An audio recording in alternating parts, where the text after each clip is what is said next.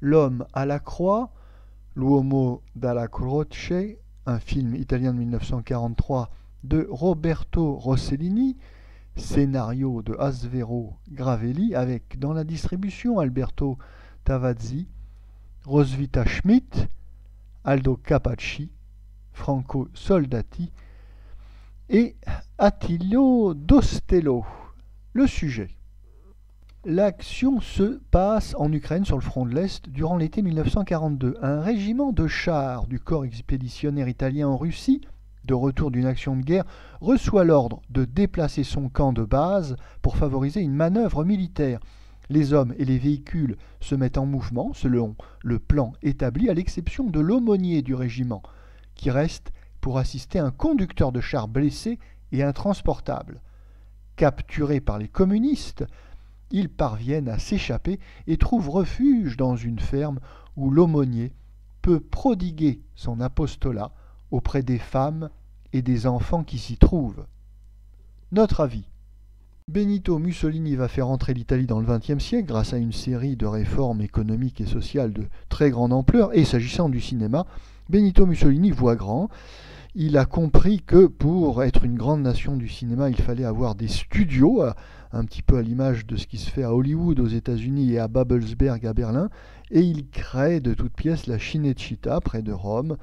Et il se trouve que son fils, Vittorio Mussolini, par ailleurs aviateur, s'intéresse beaucoup au cinéma, et il a pour ami Roberto Rossellini qui, à l'occasion de l'effort de guerre italien, va réaliser 3 films de propagande pour soutenir l'effort de guerre italien. Le premier film de la trilogie en 1941, c'est Le Navire Blanc, qui a pour sujet un bateau hôpital. Le deuxième en 1942, c'est Un pilote revient, film d'ailleurs dont l'idée revient à Vittorio Mussolini lui-même, puisqu'il était pilote d'avion. Et le troisième et dernier de la trilogie, c'est donc Cet homme de la croix, réalisé en 1943.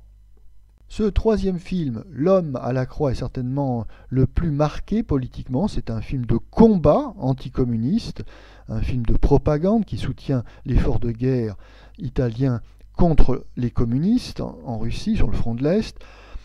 C'est un film plutôt réussi compte tenu de la difficulté du genre du film de propagande. Il y a toute une partie qu'on pourrait qualifier de film d'action avec des opérations militaires plutôt bien filmées. D'ailleurs, il y a une certaine fluidité et le montage est assez dynamique. Et puis, il y a une partie morale dans le film, humaniste, dirions-nous, compte tenu de la personnalité du réalisateur Roberto Rossellini. C'est la partie où l'on décrit le sacrifice, pour ne pas dire le martyre, de l'aumônier militaire italien qui essaye de rechristianiser les populations communistes qu'il rencontre durant cet épisode de guerre qui est, comme tout épisode de guerre, sanglant, douloureux et cruel. Alors, il peut y avoir une certaine naïveté dans cette partie du récit, mais elle est bienvenue, car le réalisateur a pour but de nous peindre le destin édifiant et très chrétien de ce prêtre qui vit et meurt en chrétien. Alors évidemment, avec ce film, le futur maître du néo-réalisme italien ne donne pas la pleine mesure de son talent.